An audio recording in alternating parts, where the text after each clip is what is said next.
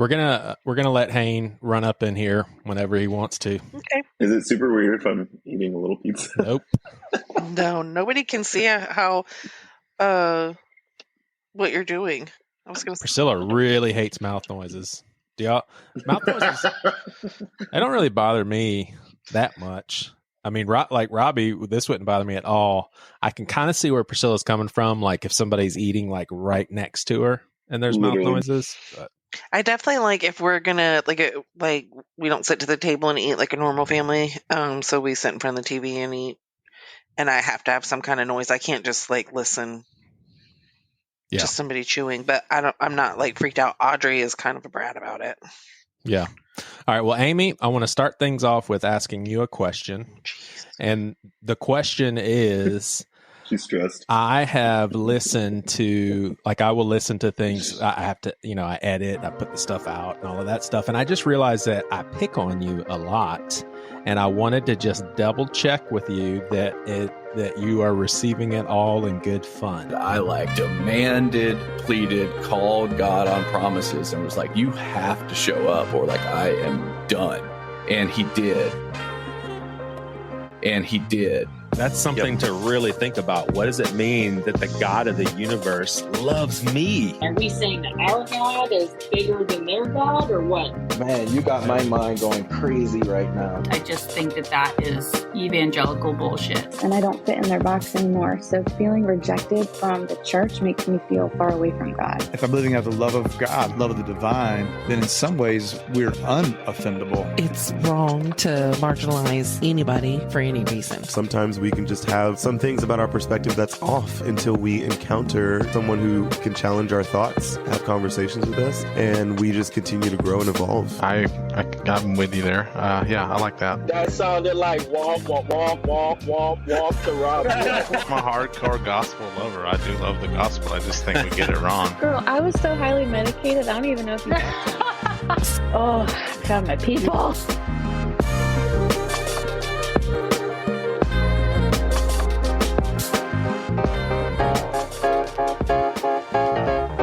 Check. Yo, it's Joey. Thanks for listening to the Pastor with No Answers mixtape era. And today I'm hanging with three buddies, all co-hosts of the show, Hayne Griffin, Amy Alderman, and Robbie Madison. Hope all is well with the listenership. Loved hearing from some of you over the holidays. How am I? Well, hey, good. Thanks for asking. Honestly, I was texting my cousin and told her the other day how life is so beautiful and so hard. And that's kind of my sentiments right now. Hey, one warning on this episode: when Hayne goes into his prank story with his friends who are moving, about his friends who are moving, let the reminder in your brain go off. It's a very disgusting story involving fecal matter. I mean, it's really gross. So if you're sensitive with poop stuff or currently eating like a hero sandwich or brownie or something, you may want to skip. And I'll even have a chapter marker for you. How about that? Special treatment. All right, thanks for listening. And for extra content, get B-sides and support me as a podcaster while you're at it.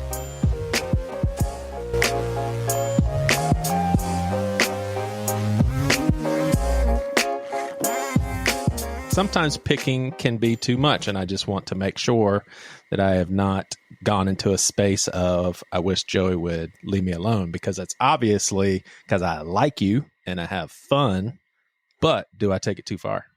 Which can also be what bullies say, you know? Right. Do you feel like even this right now, like a manipulative bully? So Joey's like, let me set up this question where you look like an asshole if you say, yeah, I do feel like shit, actually.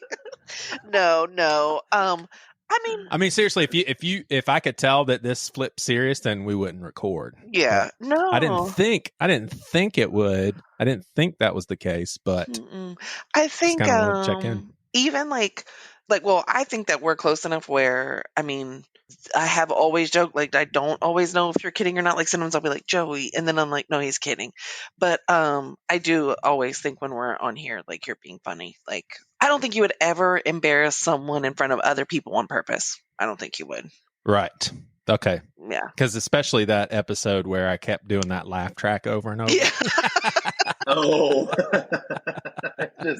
I just re-listened to that. I did too. I listened to it with my mom. I forgot about that. Yeah. And my mom was like, I remember we were all like, where is that coming from? All right, let me ask y'all something. Are either one of y'all, and I don't expect you to be, I'm not, and I knew I was going to ask y'all this and I didn't look into anything. Are y'all, either one of y'all, educated on why the crazy influx on what are the kind of phone calls? My brain just doesn't work these days, but kind of phone calls that are unwelcome, soliciting, but what do we call them? Telemarketers. Telemarketers. I was about to say spam. No, I'm like yeah, telemarketers. I mean, is it just not getting crazy? I mean, I will seriously sit there and my phone can ring 3 times in an hour. And there's been times when I will pick it up and hang it up and they call right back. Yeah, never. I'm like, you have got to be kidding me. You don't pick up and hang up because that instigates it to go through like their phone tree of like, oh, we got disconnected, but that's a live person. That's a real number. So when it comes through, you always let it go to voicemail or whatever, but always mark it as like block caller afterwards, and then they'll stop. Do those work? Really? Like when you hit mark caller? Like mark as spam or block this number or whatever, it works. Also, are you Wow, not? so you're getting less and less then if you're doing that I hardly repeatedly. get any. But are you not on the do not call list? What do you mean? Remember when you had home phones and you could get on the do not call registry, and so like the businesses have to scrub against the do not call registry before they can call you, and it's actually illegal. It's considered harassment to call you if your number's on the do not call registry. So I, long ago when we just had home phones, I also put my cell phone number on there. So lots of people, by the time like home phones weren't a thing anymore, forgot about the do not call registry. Like, y'all are like, what is this? And so right. Robbie, me and you may be the only dummies, including the listenership. Like the listenership may be like, is Robbie and Joey serious? Like they haven't done this yet? Yeah. And then like what happens is if they call you, and now this is for legitimate businesses, like obviously not like if it's a spammer, you know, I mean, like a robot, like a bot. There's nothing you can do about that. But yeah, if it's like a real business trying to call you, like they can be fined for calling you if you're on the do not call registry. And also if someone were to call you and they were like, I want to be taken off your list. So you can sue them if they have 30 days to get you off their list or something, or 20 days or 15 days or whatever it is. But so like I remember watching where a lady had like a 3-ring spiral notebook. Not 3 rings because that's not spiral. 3 subject spiral notebook, and she like on 2020 or Dateline or one of those like had recorded every time someone called her home phone and what company it was, and requesting like don't ever call me again. And she had a 3 subject spiral bound notebook like filled with these calls that were unsolicited, you know. And so she went to court, and that's how they came up with the do not call registry. Dang, because that's what I was wondering is like, doesn't my phone number belong to me? Like, why can anyone just call? But now I know to put my number on a do not call. Mm-hmm. Wow.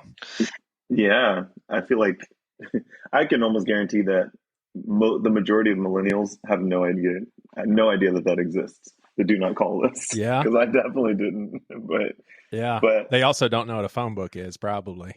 True. So here's some moral stuff. All right. Now this is, I mean, this won't surprise you two, obviously, but oh my gosh, it was years ago. It was just entertainment for me and Priscilla. I decided that when I answered the phone, and it was a telemarketer, and this was probably around the time of landlines also, I was like, I'm going to flip the table on them, and I'm going to make them want to get off the phone with me. And so I am like, I can think right off my feet. And so I'll just give you one example. One time I flipped into and I started to talk in like very numerically. And I told them that I love movies. Do you like movies? And they're just like, sir. And I said, right now I have all of my DVDs all spread out on the floor and I've got them categorized. Do you like Karate Kid? I have all the Karate Kid. And I just went on and on and on and on. And I would go from one movie to the next. And I mean, I talked probably 10 minutes straight and then I would stop and they're just like, well, sir. And I was like, and then I would go right back into it. And I finally, in this particular instance, they finally said, sir, we really have to go. And so I got them to want to get off the phone with me. But here's what's so ironic is this was in my more legalistic days, which I find myself to be. I was a loving person, but I didn't think real deeply about loving and respecting people with dignity. And so I've been doing that up until this time, and my kids have enjoyed just seeing, hearing me heckle these people that call us on the phone.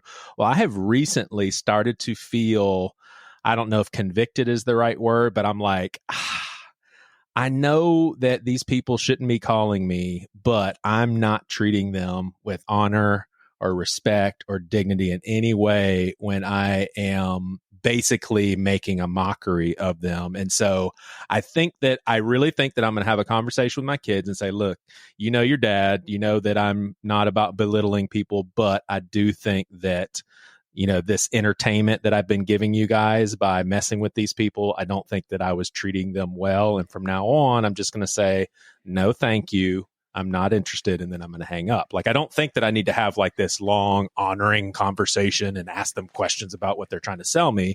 But I also don't feel right, no matter how fun it is, to make a mockery of them. Like, how do y'all feel about that? Amy, you were shaking your head. No, like it doesn't matter. Like these people are scum. I don't understand why you answer the phone. Oh, for entertainment. For entertainment. Like literally, I would see. There's a lot of other opportunities to be entertained, boo. It's like a prank phone call that you don't get in trouble for. They call you and then you prank them. You didn't initiate it. Exactly. Like you do know that I almost got put in jail for prank phone calls in college. These are great stories. Wait, these are great What? stories. Yes. Tell them, Joey. You don't know these stories. Tell them, Joey. Okay, so now we've got to. Oh my lord! And I'd love to go into pranks because I got a few to share. Keep going, Joey. This is one of those examples of my show notes are in the trash can right now. We have moved on to bigger and better stuff. Oh yeah, Right. It's All right, so juicy. So a lot of people know the situation with newer listeners. You may not know who the heck I'm talking about, but a lot of people know Bad Christian, Matt and Toby. So one of these stories involves Matt, who basically possibly kept me out of jail. So this was before cell phones. This was before caller ID. You could star 69 people. So oh yeah, I remember that. Younger people, that was the old school way of caller ID. When someone pranks you, you can hit star 69 and then you find out what their number is. But why didn't you hit the block before you did it? You could hit like star something something and it would block them for doing star 69. Oh, I forgot about that. See?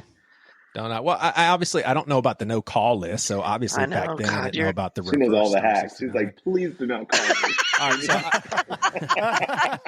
Like, my life is full. I got no room for these extra callers. Come on. So I'll try to give you the cream of the crop examples, and I'm not proud of these at all. So the one that I almost got sent to, and I'm serious, like. It would not bother me at all if you guys did not crack a smile on this one. This is just horrible, but this is an example of young, real immature Joey. Like, I wasn't the partier, get drunk, driving a car sort of person. I prank phone calls and I took it further than anybody was willing to take. So, and I was employed at Winthrop University as an RA. So I was a resident assistant, seen as like a leader in the residence halls.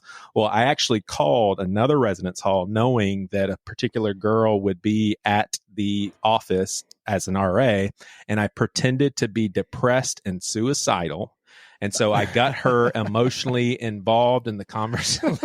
Hayne is all right. For our listeners, Robbie's trying not to let you hear him laugh. Hayne is not trying. And Amy is smiling in disbelief, shaking her head. I get her emotionally involved, and then I literally said, "I'm sorry. this just isn't helping. Click. All right, so I'm sitting in my room chilling, and this younger RA comes up, like he really looks up to me, and he's like, Joey. I was like, what? He's like, there's a police officer downstairs, and I was like, okay. He's like, no, he wants to talk to you, and he looks white as a ghost. Because I think he heard the chatter downstairs, like, whoever made those calls, I know who it is. I know what room it came from, blah, blah, blah, blah, and they're going to jail. And so I go down there, and immediately the public safety officer recognizes me. And I mean, I don't know if he was like, what the fuck, Joey? I can't believe this. And like immediately it flipped from I'm taking you to jail to you are the dumbest asshole. I was about to he literally said, I was about to put you in jail. And he gives me this lecture, and I'm like, I'm sorry. So that was the worst thing that I did. So let me move to lighthearted that I am proud of. And then I'll give you one more really bad one. So the lighthearted one, I love this one. So what we would do is I would be in one room. That way, Matt, Toby, Devin, and all those guys, they can be in another room and like laugh their heads off, but be muted. And so nobody can hear it. But they just couldn't control themselves because it was just so funny. So I called this sorority house. And I know a girl at the sorority house. I mean, Amy, you may even, you knew a lot of these sorority girls that went through. And I basically said, I'm starting to get which house was it? Because if it was our house, I will cut you. It was, but I don't. I know you went to Winthrop, Amy. I didn't know that. Yeah, that's awesome. Yeah, but she got knocked up and had to leave. I was there for 2 whole years, Joey. 2 whole years. Basically, I just did you get the dick from Dick? Oh, wow. Different Dick. Oh, nice. His name is Richard also. Oh, that's amazing. So you could have said different Dick. That's amazing. So much dick.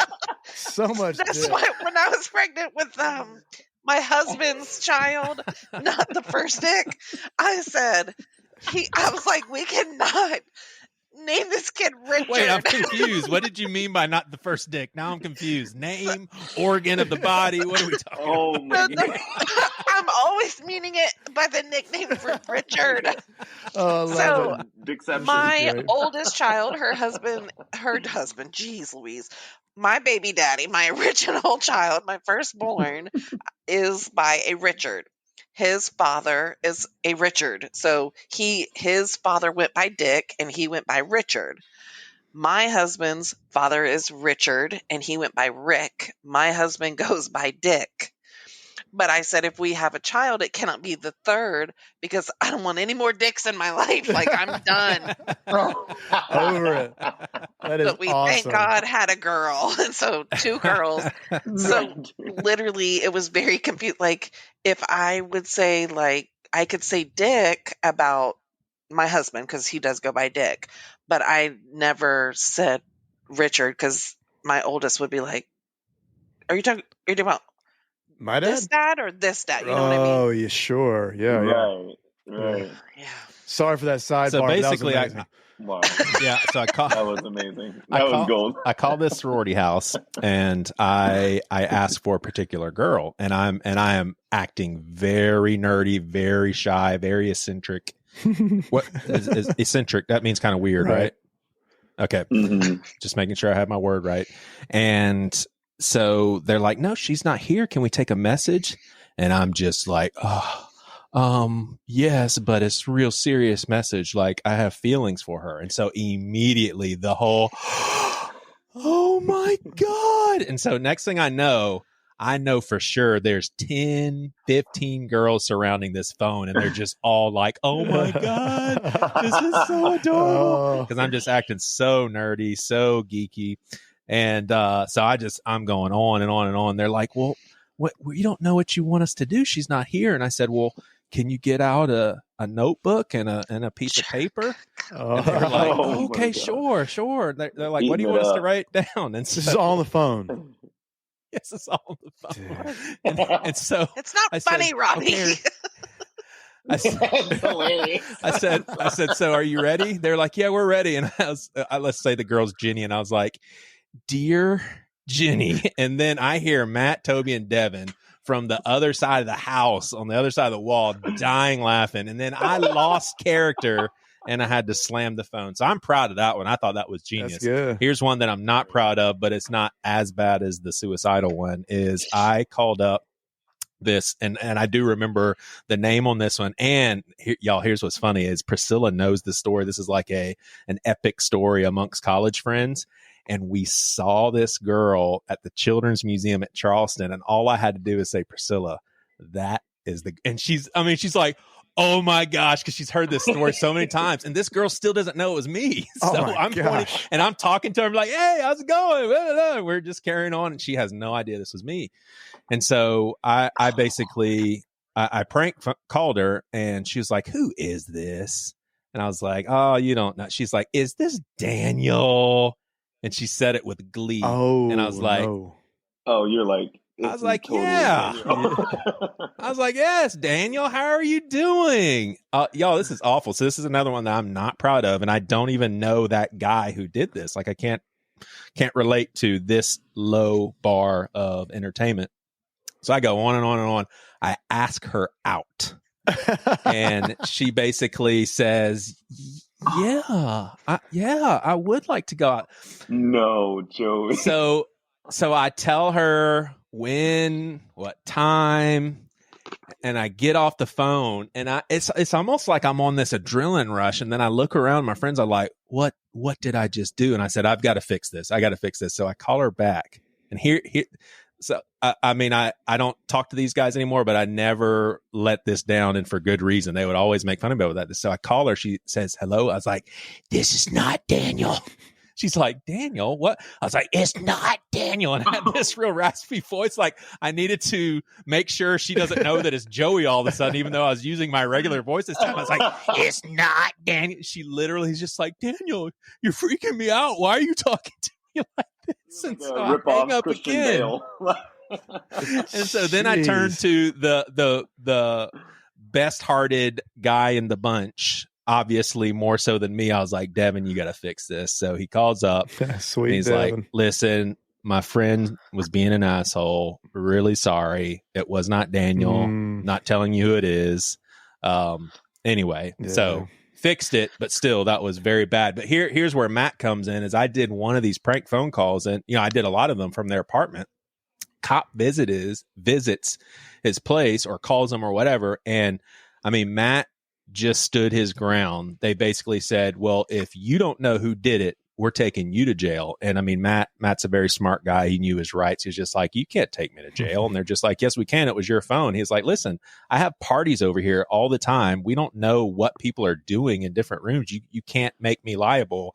And I mean, they really, really tried to, call his bluff by basically saying, no, we're going to take you to jail. And he just kept, and I was, listen to this. That was my first year of teaching, y'all. Oh, wow. So I did that as a professional school teacher.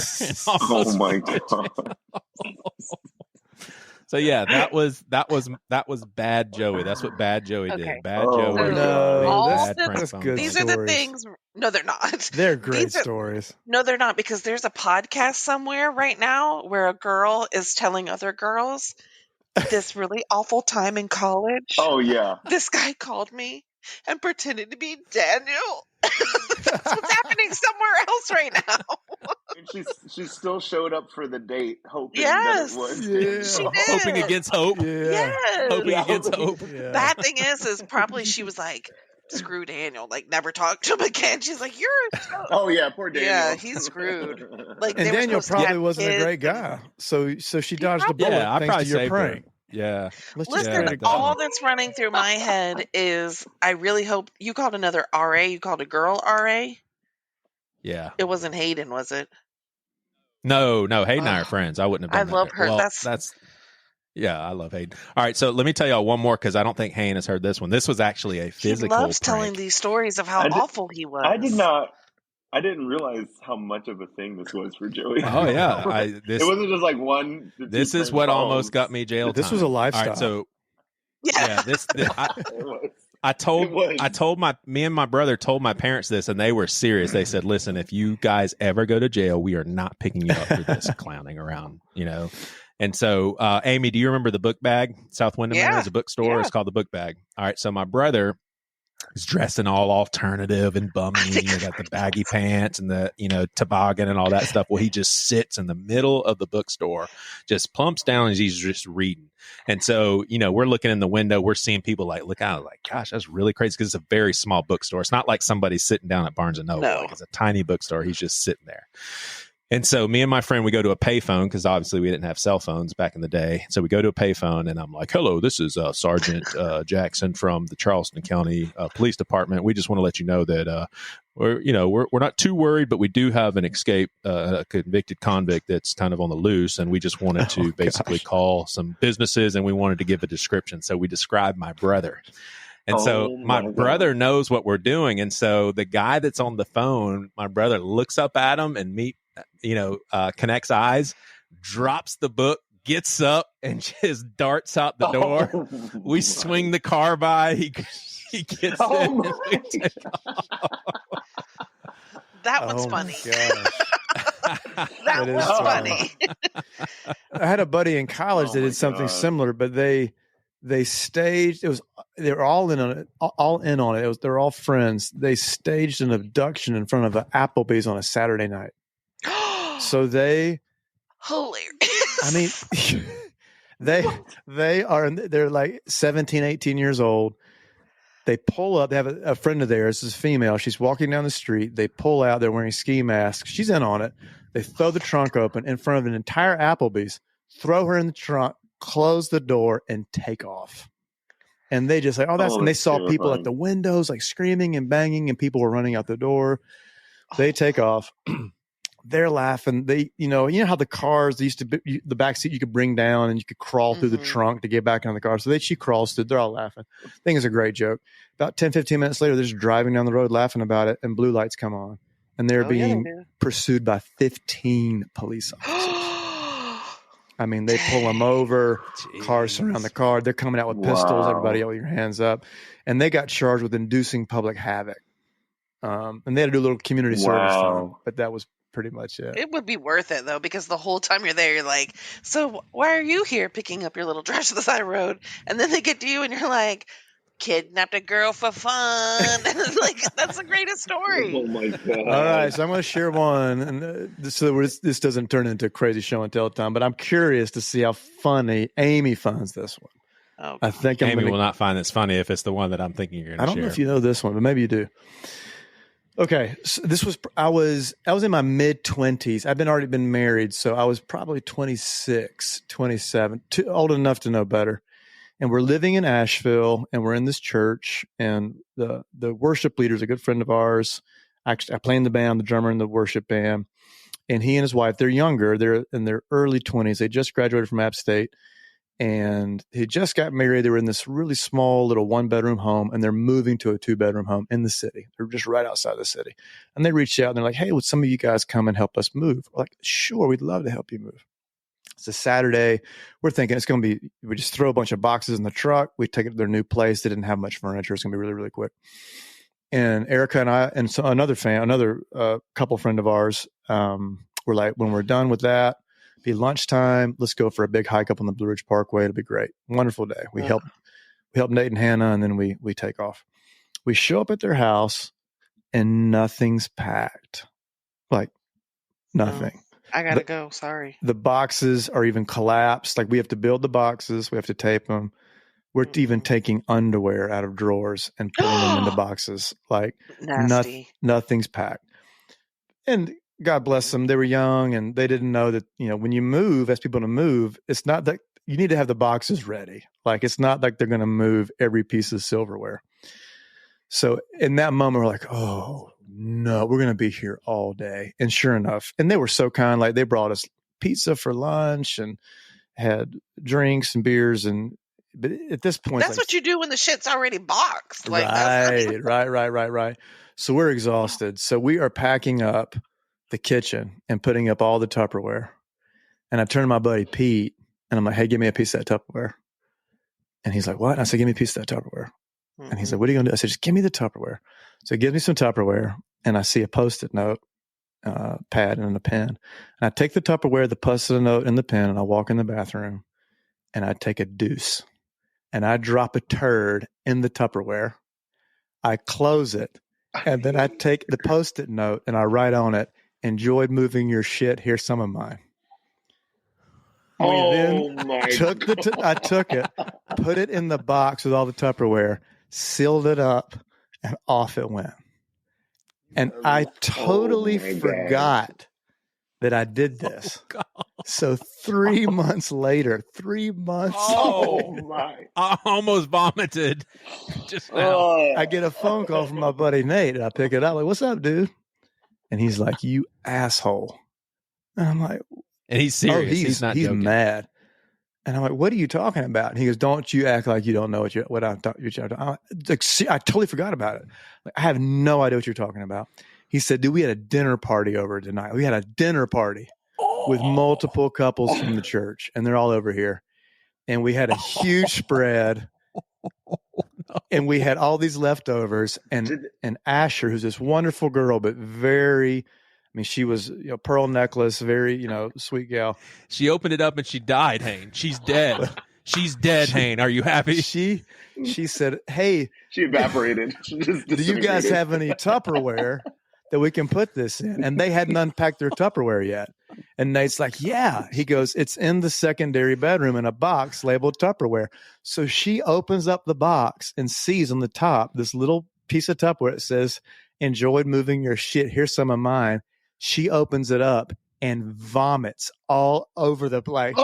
Vomits over all the Tupperware, all over the floor. They hear her vomiting. They run in like, what's happened?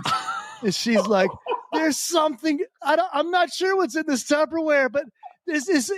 She's vomiting as she's as she's trying to talk. They turn the lights on. They see what Nate recognized my handwriting immediately, and then called me up. Y'all, this isn't food gone bad. No, this is shit gone bad. Poop gone bad. I don't even know what that's like. Oh my god! Oh, right, dude. He said it almost pretty much liquefied. Like it had liquefied with a film. Oh god! Okay. a film over it at that point. I'm gonna have to give people a warning on this episode because at this point, well, I am laughing so hard I can't breathe on the phone. Oh yeah, I can't breathe. I'm laughing so hard, and then in the middle of it, then Nate, my buddy, he starts laughing, and we are on the phone just laughing for at least 5 minutes about the whole thing. He finally stops. I'm like, "Is Asher gone? Put her on the phone. Let me talk to her." He's like, "No, she's gone. Like, we've already cleaned up all the vomit and everything." And I said, "Please tell me you threw that chubby supper." He's, "Oh yeah, dude, it's in the garbage can." So we hang up. I call my buddy Pete, who was there when I did the whole thing. He's like, "He found it." And he's like, "He found what?" And I'm like, "Are you like the Tupperware?" And then I tell the story and he loses it.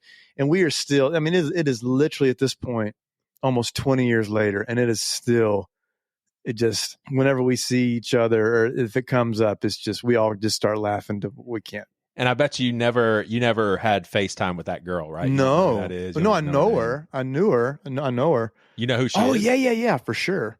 I know her. Yeah. And I saw her. Have y'all talked about it? I saw her at some point. And she was like, I didn't know what it was. Yeah, but wait, you were in person with her later, like a week or two later. How was that moment? Oh, dude, you guys know me well enough now. It's like I'm not bashful about anything. I walked right up. I walked right up to her and I was like, "Asher," I said, "Hey," and she started laughing. And I pulled her in and hugged her. I was like, "I am so sorry. That was not intended for you to open." And she said, "Oh, Amy, do you even like Hayne right now?" I mean, you don't like Hayne? She's like my Barbie girl. Listen, that is nasty. It is nasty. I agree with you. What in the world went through your head? I'm going to defecate in someone's dish. And then here's the hypocrisy. Amy did not give me this serious of a response with my suicidal phone call. No, not at all. Or the suicidal is way worse than a poopy in a piece of plastic.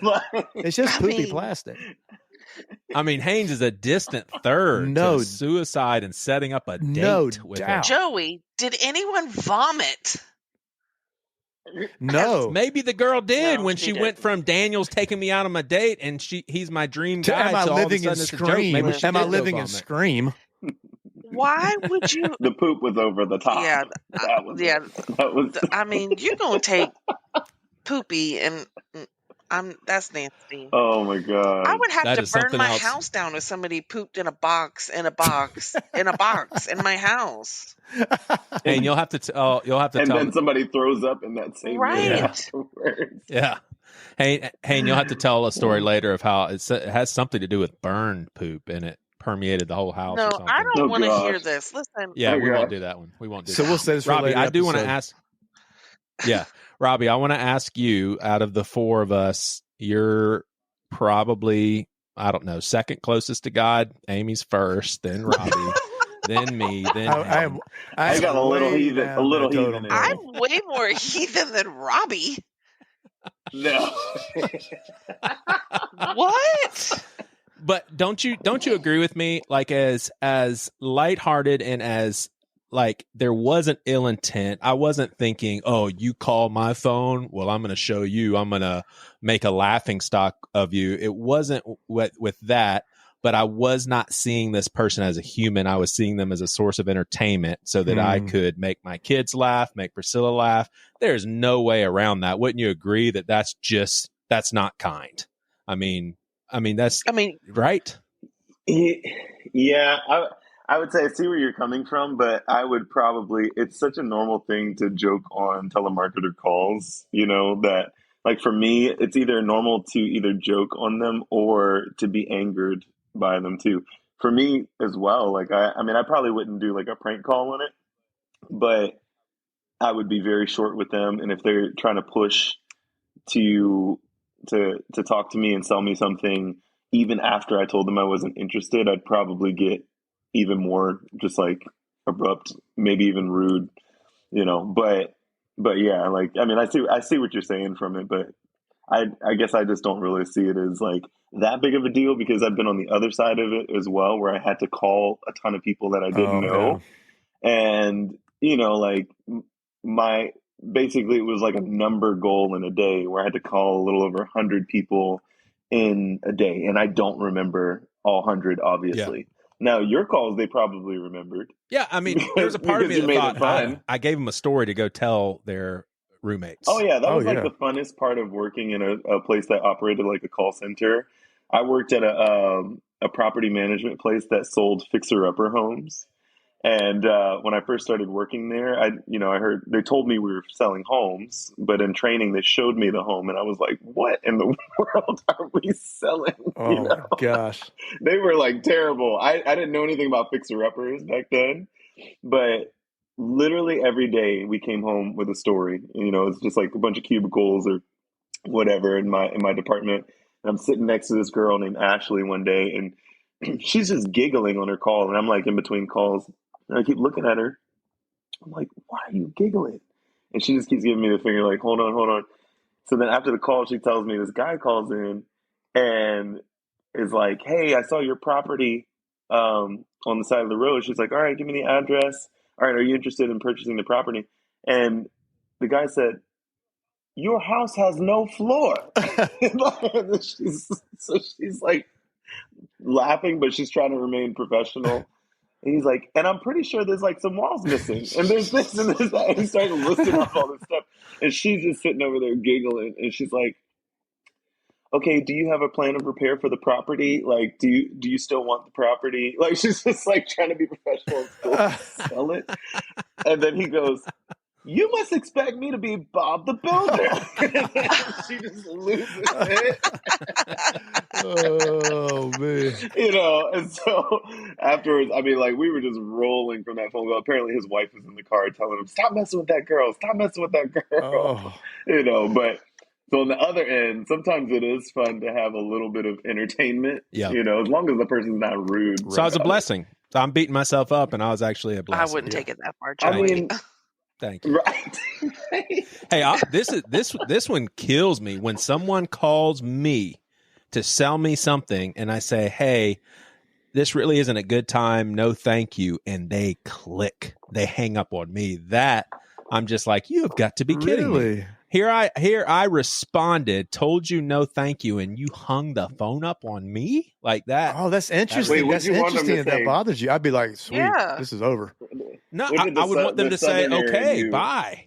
The Southerner in you, and like, no pleasantry on the end of the I call? know. Exactly. They're sitting up north That's like, so okay, interesting. next. Say bye. But yet, Joey, To me, it's similar as like me letting someone into traffic and there's no tinted windows and you can't give me a salute or a thumbs Oh my up gosh. or a wave. I'm like that about opening the door. When I open the door for people and they just walk through, don't wave, don't say thank you, don't anything. I'm like, yes, you were a little entitled, stranger like, doing something you know? nice to another stranger. They can't say thank you. but Joey, is there Right. a double standard here? Because sometimes you'll just leave a meeting. You're just gone. I'm full of double standards.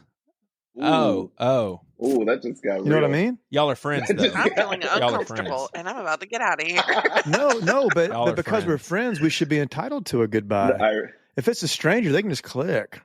Joey No, always because says y'all are my bye. friends, y'all should understand me. And I do say Yeah. bye. I type it in the chat. Yeah. Well, that's true. I'll give you that. I do get a bye type. He always is like, the Joey I goodbye. gave you exactly 60 minutes. I'm out. Bloop. Sorry, my time is tight. Gotta go. Need to recharge battery. Hayne, what do you think about the phone stuff? Me? Yeah. As far as the telemarketers, is that what you're asking? Telemarketers call me and I heckle them and I treat them as entertainment for me. That's great. and my kids. That's fun. I mean, to me, if you're going to cold call somebody, someone that doesn't know you, you're going to intrude in their life like that and try to sell them something. You have to be willing to submit yourself to however they're going to respond to you. And if they're going to heckle you, and if they're going to, or just hang up on you, or they're not going to, you just have to roll with it. So I think it's cool that you heckle them. I don't do that because I just want to waste my time. So similar, like Amy was like, "Yeah, just clicking this over with."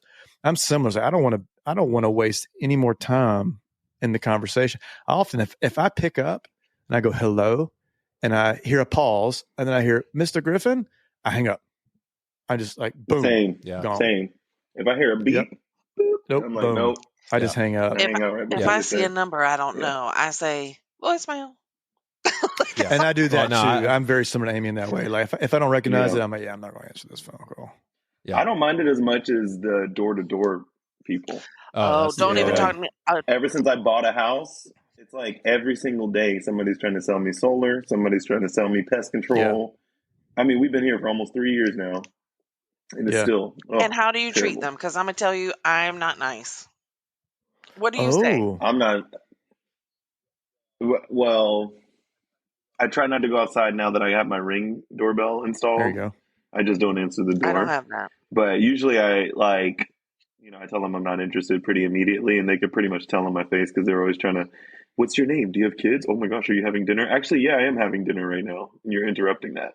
And then Bear runs outside naked, and I'm like, Bear, get back in the house. Just like, it's always a thing. It's always a thing. Yeah. So anyway, I always try to avoid it, but they have all their follow-up questions just in case the person immediately says no. Yeah. Like, oh, well, who do you go with already? How much have they quoted you?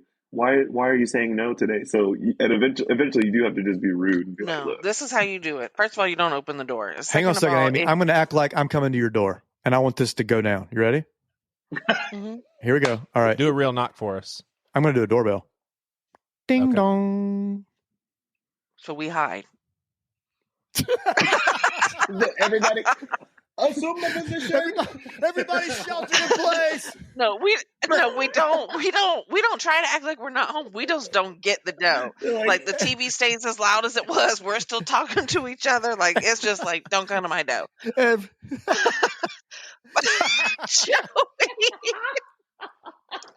But you want to know what I do if people at my house, they're hearing yeah, like. But you want to know what would happen if you really came to my door? Kane is dying. If you really came to my door and I actually open it, or let's say they try to catch me coming in the door, and someone's like, "Ma'am, can I have a moment of your time?" No, and I keep walking. It's like, well, I just.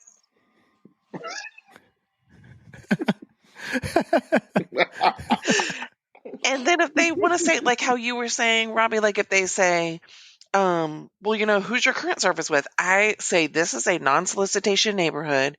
You being here is inappropriate, and you are asking me questions that are intrusive and inappropriate and unprofessional. Do not come to my home and ask me invasive questions. And I think they'll take They the hint take from the Harry hint. with the And looks that so. you give them. That's good. I love that. And I It's also not need safe. to know how to get on the do not call list. Go to after this. donotcallregistry.com. I Googled it earlier. That's what it is. Does it work? All right, I want to get Doing into. Yes. Yeah, Amy said it works very well. Yeah. It doesn't All work right, for like bots and stuff, only for like a real telemarketer. Okay. I want to get into something real heavy, but I do have to share one story for telemarketer for me. So Priscilla, when it comes to scheming in front of other people, she is just so freaking punchy and slow. Like I can't get her to like lock in on what I'm trying to do. Even if it's just a lighthearted joke on somebody else in the room, it's just like, what are you talking about? Next thing I know, the joke is blown. I'm like, thanks a lot. I was looking at you like, shh. So I think they were Jehovah's Witnesses, nice. and we got out of the car, we see them walking up, and I'm like, oh shoot. And so I just don't want to tell people, hey, I don't want to talk to you. So I was thinking, okay, what do I do? But then I thought, what can I do where Priscilla's not going to blow the whole thing? Well, I had been struggling with a kidney stone that weekend. Oh, gosh. And so it was nothing for me to just have pain like right away, like all of a sudden, because if the stone isn't moving, I don't have pain. If the stone starts to move, I do have pain. And so I basically turned to Priscilla, and I have this look of just horrible pain. I was like, Priscilla, that stone just started moving again. This is killing me. And she looks at those Jehovah Witnesses, those sweet people, and she's just like, I am sorry. He has got a kidney stone, and we are going in the house right now. We cannot, like, she goes, Mama Bear, like, don't mess with my man. Right, He's got a kidney stone. Don't talk to them. We get in the house, and I'm like, all right, good job. She's like, what are you talking about? High five. Like, there we go. That's all right. Let me ask y'all something. It's long overdue. Like I wanted to talk about this a long time ago, but we just haven't really gotten the chance, and we've had some content built up. But Pat Robertson, do y'all know who that is? Does everybody know who Pat Robertson is? 700 Club? Like 700 Club? Yeah. Okay. So so Robbie, he's like ultra conservative, right-wing conspiracy. If a big storm hits a country, he wants to point out the evil and the homosexuality as to why that storm went. Is that kind of guy. He did run for the Republican nominee, I don't know, 80 Christian Coalition, I guess.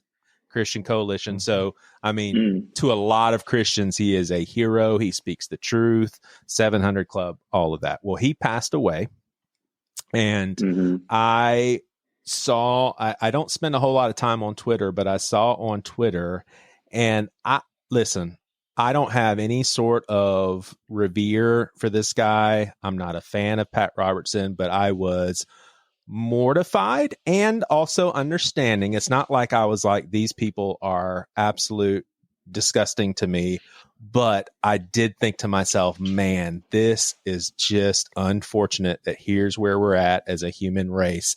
You would not believe the hateful things. And we're not talking Pat Robertson, you did some horrible things, end it there. It was, we're glad you're dead.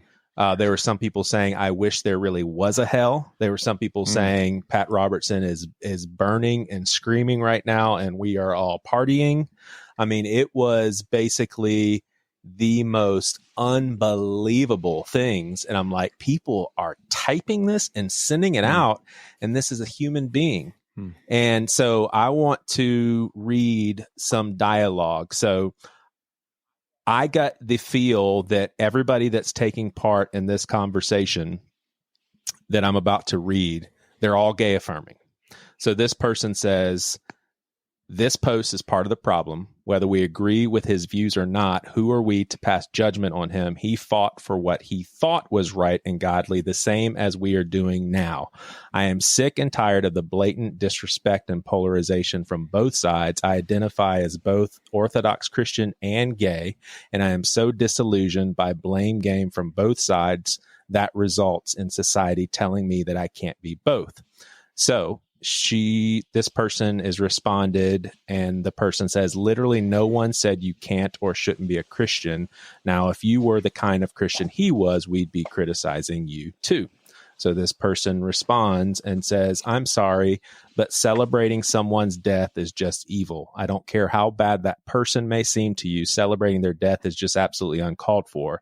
They could have been dealing with stuff they never had the confidence to talk about. Hurt people. You cannot preach about love, but only make it seem like certain people are capable of love. This is actually disgusting that you would say the world is a better place without blah, blah, blah in it.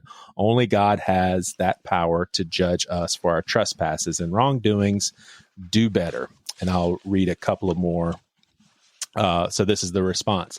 The way you're referring to him shows just how little you actually care about the LGBTQ community.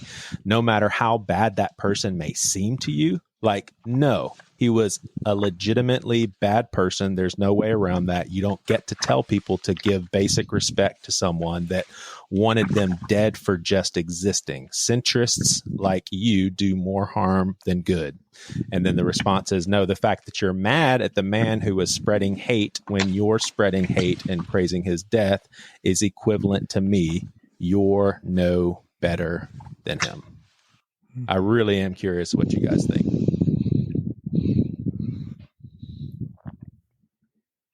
I just think that this is why I don't like social media. I just think, like, I don't think any of that is healthy or effective or anything. I mean, I just think, like,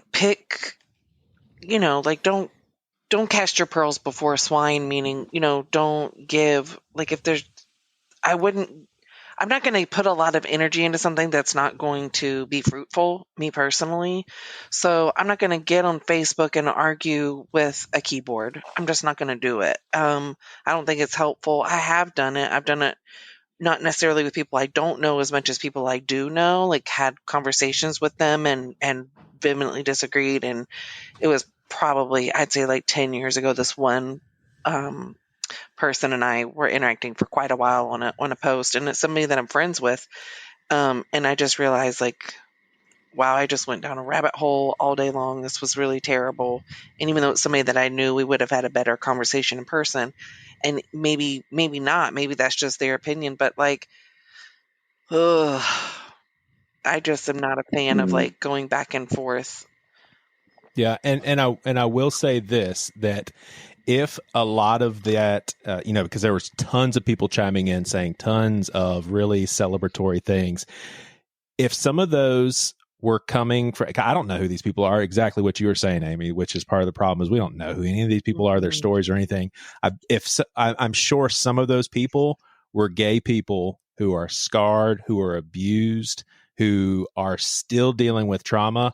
I don't look down on them. I don't look at them with anger. I do hear anyone, gay, straight, male, female, if they talk about someone like that, I have compassion because it's coming from such a broken, and I don't mean ugly as in they're ugly, but just a very disturbed place. Like, if you really are super happy about someone burning in hell forever and ever and ever, like if that's your belief, I just feel bad that sort of stuff is inside of you. Like, well, I feel like if you really think that there's eternal conscious torment, and that is where I lean, then there is not a soul that you would rejoice in that. I don't care. You can give me the boogeyman, whoever. Like, if you really love Jesus and you are saved and you believe in hell, the actual hell, burning in hell, like, there's not a soul that you want there. I mean, I have been taken advantage of as a kid and have had an abusive relationship as an adult, and obviously not with my husband now, but I will say that just for safety's sake, like, this obviously was not him. But I mean, I've been through the thick of a lot of things, and there is not a single person. I've had someone, not be gracious towards my children, like lots of different things. And there's just not a soul, I would rejoice in them literally being in hell. No. I was thinking here recently just about like how easy it is to find discontentment with things like your career or where you are in life, just basically giving too much stock or investment in the internet or in social media, because now you're comparing your life to so many other things that aren't actually real. So you go from the things that are right in front of you to viewing basically fantasy. We don't call it fantasy, but now basing your life off of something that is fantasy. And in this particular case with Pat Robertson, I had to Google him, but I definitely recognize him. For someone that to be so hateful towards someone that they don't know personally, I feel like, first of all, that's every day. That's all day, every day. Everybody does that now. But you have to ask the question, why? Like, why? And I believe that, especially since you say that it's from the LGBTQ community, there's so much hurt that is wrapped around that, and that is associated with voices of faith, voices of American Christianity. And that's so almost traumatic that it's like, if anybody falls into that category, then the same intense anger gets applied to that person or that thing. So like they can't even, they can't hear them, they can't love them, they can't, it's like immediately the trauma takes over. And now it's like not really a human, like you don't really view the person as a human, you view it as the person who hurt you, And when people are hurt, I know you say you feel bad for them, and yeah, like, but it is all consuming, and it can multiply. It can cause people to do like really, really irrational things. Not everybody's really healthy in their hurt. Yeah. That's such a compassionate perspective, honestly, that I just always need to be reminded of. Now, I think where I would maintain my perspective are people who are saying that, and it's not from a hurtful place. It's just from he deserves that. That's what he did to everybody else. So he deserves this celebration of burning in hell. But yeah, I agree with you. And this in no way is, I don't mean this in a dehumanizing way, demeaning way. I would even put myself in this category in times of hurt. But you think of like a dog that's like totally cute dog, wouldn't hurt anything. But if you back it up into a corner and you start doing stuff to it that's super hurtful, at some point it's going to bite. Yeah, it's going to break. Because it doesn't know what else to do. You're hurting it. Yeah. It reminds me of the cycle of violence, but it's rather than it being an actual punch or war, it's our rhetoric. So you say something to me that really hurts me, then I'm going to come back at you and say something doubly hurt. It's, you punch me, I punch you twice as hard. You punch me 3 times as hard. I bite you, you hit me in the throat, and it evolves into let's go nuclear. And I think that is one of the beautiful messages of Christ is by turning our cheek, by loving our enemy, it breaks the cycle of violence. It's the cycle of violence that is broken. It can't spool out of control anymore. It's brilliant teaching. Whether you think Jesus is the Son of God or just a great teacher, it's brilliant teaching. It's stopping that cycle of violence. And I'm completely with Amy when she talked about the social media piece, because very simple. I mean, I cannot, and I do the Instagram thing, but it's just photos. That's pretty much it. The short time that I was on Facebook, I never read anything that changed my mind about anything. It was just posturing. It was people being defensive. And when people start getting defensive, no one's going to come off of their line because their ego won't allow them to come off their line. They've owned it. They've owned it publicly. They've owned it publicly on Facebook in front of all their friends. Their ego is telling them, if you just change your mind, if you come off of this, you're weak. It shows that you're wrong. And Of course, we can even get into the teachings of Jesus about when we're weakest, we're our strongest. Just this unbelievably countercultural way of seeing the world. And that's, again, God, a great teacher. He was brilliant. He was absolutely brilliant. So, but yeah, I'm not on social media as far as the dialogue piece, and I'm interested in reading it because it tends to be the folks that wrote those things. And I think it was actually said, you read it, Joe, hurt people, or I think that was, and I thought about that. It's like, for sure, I was once, the brilliant Franciscan Richard Rohr says, we do two things with our pain. We either transformed by our pain, or we transmit our pain onto everybody else. And I think that's so true in my human experience and the experience in my own life. Pain and suffering, hurt is a crossroads. You have a choice to make, and you can choose to make you into a more resilient, more loving person, or you can choose to just absolutely embody it, hold it in, and transmit it on to everybody else around you. And that's the sad part about, I think, a lot of what you read is that there are so many people, they were just transmitting the pain that he put on them back into the world. And the cycle of violence got bigger and bigger and bigger and got nuclear and fell out on a lot of But for all those people commenting, here's my thing. I don't get this. So, like, if I know that somebody is against me from, let's say, okay, so they're against me as a woman. I'm just trying to think of, like, what is someone going to be? I'm obviously straight, so no one's going to be against me for my sexual preference or orientation or whatever the right term is. But, like, if you're against me because I'm a woman, or if you're against me because I'm a Christian, or because I'm a mom, or whatever it is, like, I just don't really give that person a lot of my time or energy, because I know, like when I came out and said, it was hard for me when we did the abortion conversation, and I was like out in the open to say, like, yes, I've had an abortion. And because I know there's a lot of people who will hear it and will judge just like that.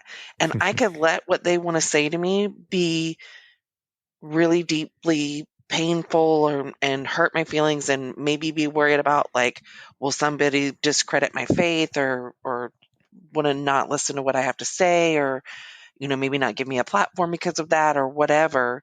And I really just have to say, the truth of the truth of the truth is that I've been forgiven, and I have experienced his forgiveness for that. And it was a really hard conversation to even, like, let it out of my mouth at some point, like, God, I know this was wrong, and to, like, walk through that. And I just think when you have these things that are deeply private or deeply painful or, deeply emotional, you just really can't let somebody that you don't know put things on you like that. You know what I mean? Like, if you didn't know Pat Robertson personally, I don't really know how he's done much to you.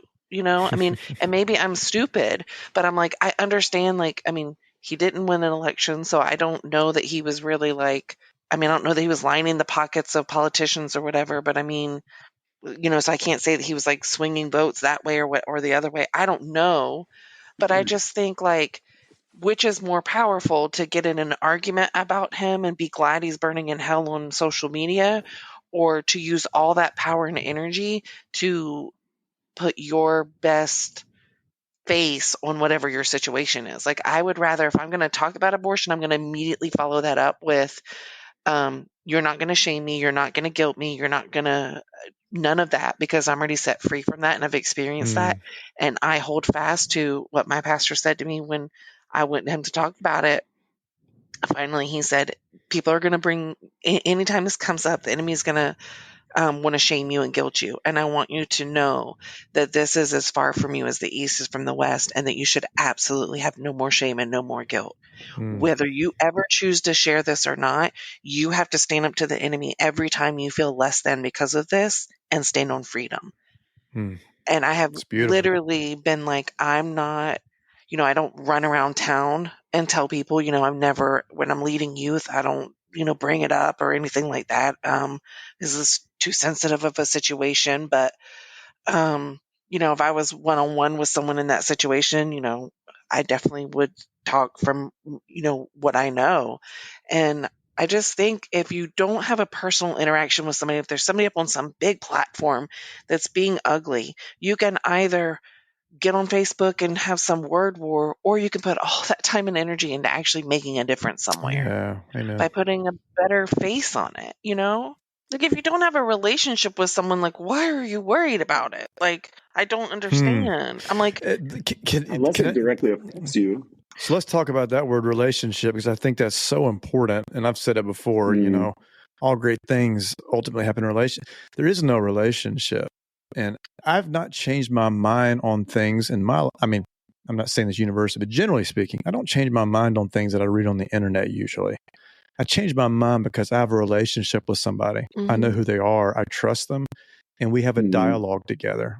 And it's a dialogue. It's not a defensive posturing where we're going to talk. I mean, you and I have had this before, Amy, a couple of times. Yeah, we disagree on some spiritual things and some biblical stuff. But I love how you challenge me. And I remember you once came to me and we were talking about the pronouns, about God.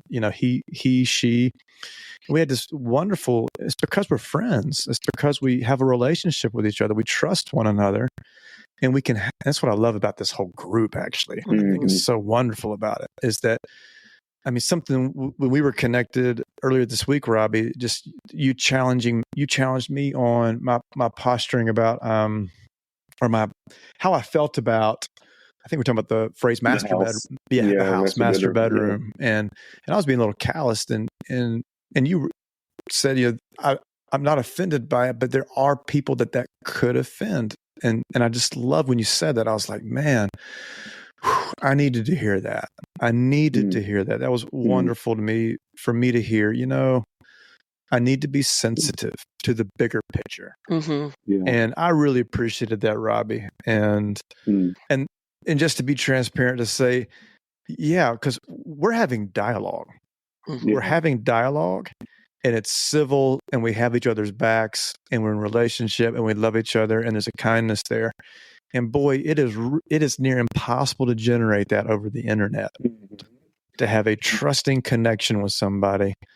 Because when you don't have that, you're just gonna hold a posture and just dig your heels in. Mm-hmm. And whenever you don't feel like you are seen or heard, even if you're disagreed with, if you're not seen or heard, it leads to frustration, resentment, anger, and that doesn't give good fruit. So yeah, it's a great opportunity to have conversations with people that do disagree, but you see it done well. You see there's still love that remains there, and you can move on and still have friendships and live life together. Mm-hmm. I was telling a friend of mine this week, so Tuesday night we're in Bible study, and I said the R word. I said retarded, and I immediately, when I say that word, I'm like very aware, like I can hear it. I'm aware, like my girls cringe, like they're like, we don't say that word. And so we use the two terms we used a lot, like growing up, is that's gay, or you're so retarded, that's retarded, whatever. So obviously when I opened my horizons and had a lot more or started having friends who were gay, then obviously you picture their faces when you hear the word gay. And so it becomes personal. And so you're like, I'm not going to use it in that way. That is offensive. So when I said it Tuesday night, I immediately heard it and I was like, guys, and I was so sorry because, two of the people who were on the, in the Bible study were on Zoom, who are in there and that I'm in relationship with, have a family member who suffers with autism. And so I'm immediately like, I'm an idiot. And I was like, guys, I just want to let y'all know, like, every time I say that word, I hear it. It is something that is lingering. I'm still working on it. I'm trying to get rid of it. But I want to let you know, like, I see her face and I'm aware of it. And it is a cringe moment and it is embarrassing. And I'm working on it. Like, I'm so sorry. Good for you. Yeah. And it's like, and then I was at work and I was telling that story to a friend of mine and I was like, I don't know, like, I just wish I could like erase that word, like saying it that way, because, and I think that's what you have to do is you have to expand your horizons enough to be educated enough to have people in the areas, all areas, so that you are more open to think, like to hear a different perspective, so that if you're going to be offensive in some way, instead of being offensive, you think about the person you care about. You know what I mean? Like when you were telling me, Robbie, about like the plantations and like walking across and, you know, being an artist who's going there to perform and being treated less than, I'm dying. Like I literally was talking to Dick, and I was like, I don't think I can ever go back to one of the gardens. Like I don't think I can. Wow. You know, like I just feel like I would be uncomfortable. Like I feel like I would go and just be like, no. Yeah, Robbie, I've actually been thinking about the next time someone asks me to do their wedding ceremony, I think I need to ask them where, and I don't think that I can do it. Wow. Yeah. I don't think I could. I mean, and that's a cool opportunity to talk about that with them. It is, and I know that, and this is just what's going to have to happen, and that this is silly of me because it could stir a really good conversation, but I think typically, especially in the South, your chances are that person's going to be made to feel like, oh, so you think I'm a really bad person for having my wedding here. And that's not what I'm saying. Hey, I've done tons of weddings and plantations, and I wasn't actively trying to be a racist, insensitive to, you know, the history in our country. So I'm certainly not saying you're a bad person. I'm just saying, knowing what I know and the people that I'm close to, I can't do that. You know? I love it. I mean, I was really hoping when you were telling your story about using the R word that you said there's two people in the Bible study that have Down syndrome. I thought you were going to say that the way that was going, and I thought that thought to me was like, what's that? That would be so bad. It would be awful. Absolutely awful. But the way that you were going, like I think you were trying to process, like you were putting the pieces together, and I'm like, oh my gosh, I hope she's not going to say something like that. And I was trying not to be like overly emotional in the moment because I just was so disappointed in myself. Like, you know, like I'm just like, that's hurtful, and I could see on their face, like it's like hurtful, you know. And these are people that you were so honest about it. You were so open. But you just feel it's so good. Yeah. But we're all a work. We're a work in process. We're all practicing. We are. We're learning. You know. We are, and we're all works in progress.